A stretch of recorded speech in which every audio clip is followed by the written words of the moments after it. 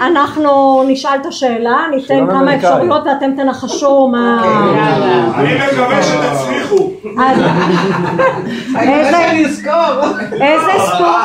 איזה ספורט שולי אהבה לשחק בילדותה? כדורגל.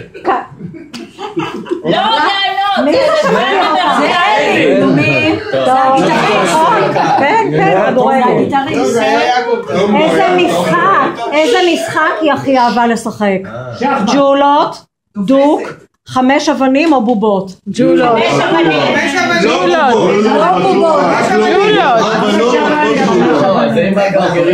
5 אבנים. היא הייתה אלופה.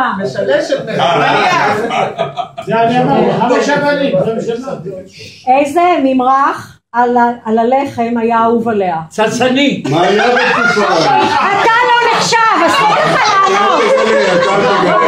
צלצני. ממרח צמחי. הם יודעים מה שזה צלצני? לא.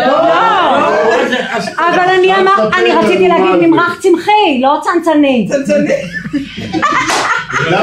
דמיוס. אבל לא בילדותה, עד עכשיו. סבא. אולי הוא יגיד סיפרנו לו על היום. סבא, אל תשתתף אתה, זה לא בשבילך. לא מדלג. עכשיו אתה רואה למה לא סיפרנו לך? רגע, הוא היה בשב"כ, לא? היית בשב"כ, לא? נו, תרמי לבוש. מה? שולי? שקט. גם היום יש את זה. מה? שולי? בקופסה שצריך לפתוח. זרקה לדוד דוף על הראש. דרך החלון. דוד דוף שזה... צלחת. כדור פינג פונג. גוגויים. גולות. כדורי בשר.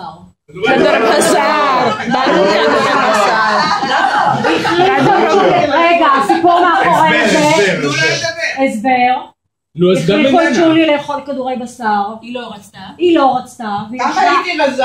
השולחן היה על יד החלון והיא אגרה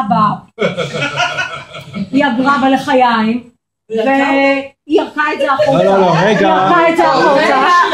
רגע, יש תוספת. היא חיכה לרגע שההורים שלי רגע זזו הצידה וישר ירקה את זה מהחלון. אני עוד אכלתי. אבל מה השם דוד דוף שאני לא יודע איך הוא נכנס פה? הוא